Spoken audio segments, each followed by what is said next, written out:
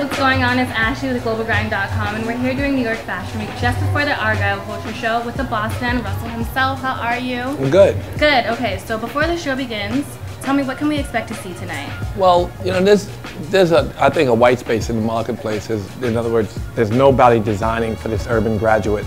People who came out of urban design and people come out of urban communities.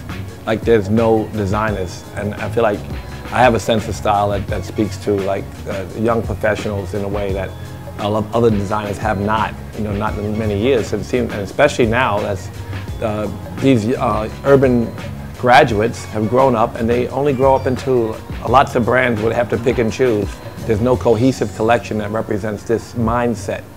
You know, this. So if you go to like a historically black college and you see the kids, you know, they'll have on a vest, a wool vest and a bow tie and a pair of slim fit jeans, and the way they wear their clothes will have a certain swag to it. And a lot of urban professionals, and you know, and even older than that, they have a certain style that is not represented. There's no people of color. And like when we made Fat Farm, I helped find Nelly and I helped find Jay-Z and others partners and help them create their brands because we needed to build a space. You know, and there was no people of color then. And then one day there was 25 or 30 or 40 people designing, and then the young men's companies have a limited shelf life. But there's no men, and there's really not any young men. So this next generation of designers needs hope, and it needs certainly it needs people who understand their sensibility, the consumers. But even designers, you know, we need to open doors for them. That's one of the things that I feel very adamant about. I was lucky to be part of building what was an urban revolution for clothing, and I think we need another one. You know, if you look at the number of designs of color, it's pitiful. So a lot of what I'm designing, I've got to fill a big white space. There's a big hole in the market, and you can expect to see the classics with a twist. There's a little bit of the hipster. The fit is different. If you were to put on Ralph Lauren now, and you're one of our consumers, you would think it was baggy, like it would be like hip-hop clothes. Or if you put on, so there's a cut issue in terms of the way we wear our clothes.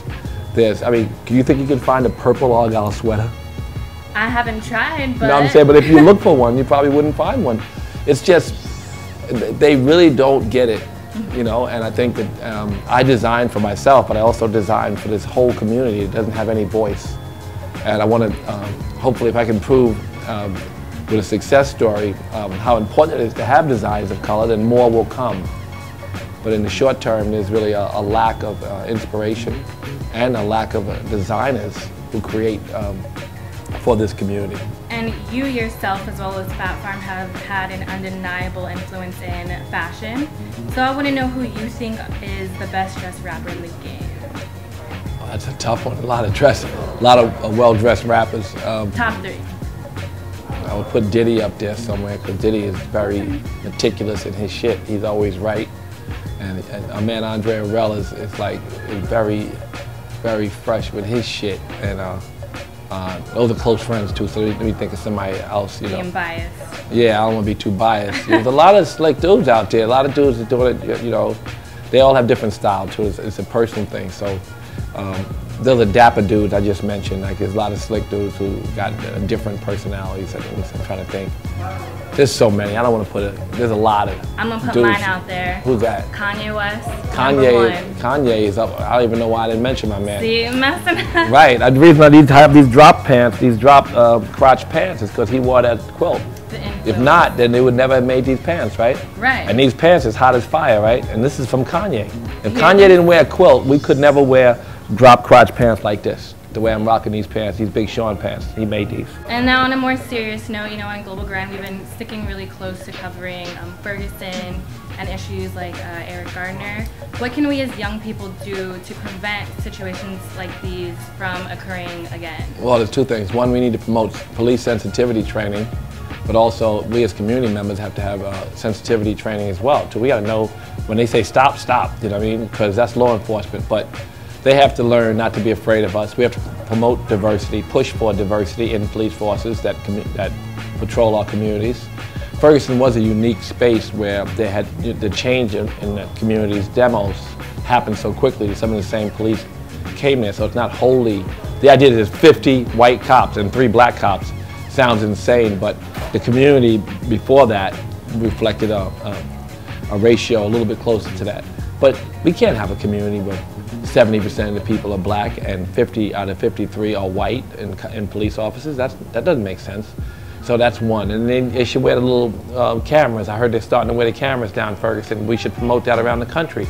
That 80% of the complaints about police brutality drop once they start wearing the cameras, right? Because then they're on watch and so are you. So that reality is a simple thing. And promoting police community dialogue and sensitivity training. We can't feel that patrolling our own neighborhoods is a bad job. If we, protecting and serving our own community is a good job. And we got to do that, and we got to have a dialogue between community and police. So that's my feeling. We're here with Kimora. How's it going, Kimora? Hi! I know it's so hard to hear. Okay, so what did you think of the show? I loved it. I thought it was so classic, so much fun. Next time I'm going to put Kenzo in it. Okay. Russell did a great job. Good. Okay, so we see what Russell's been working on. Can you tell us what you have brewing? My family. I'm launching KLS Collection, which is my high-end line. I've been working on different TV projects with E. Same old thing. Okay. Now, what's your favorite trend this season? I like a lot of the sublimated prints, sublimation, the prints that are on top of the fabrics that blend into the fabrics. I like the sporty kind of athletic, clean, edgy look.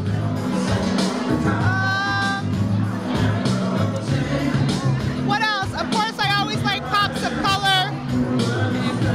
Last question. When was the last time you had a wardrobe malfunction?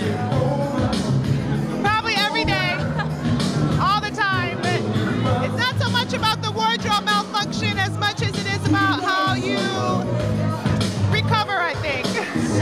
Hey guys, we're here with Miss J. How's it going? Everything's going okay. It was typical Russell Simmons classic with a bit of a very, very young, cool, very sort of classy Ivy League boy. What was your favorite look from the show? I liked a lot of it, but I love the scarves, I love some of the shirts and some of the pants. And I love the twist on the socks. Okay. One more question. What's one trend that you wish would go away forever? What's one trend that you wish would go away forever?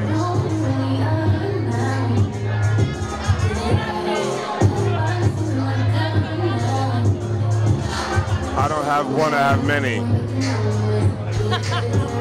Alright, and that's a wrap on New York Fashion Week Day 2. We just finished Argyleculture. I hope you guys loved it as much as I did. We talked to Russell, Kimora, Miss J, and we're out of here. Until next time.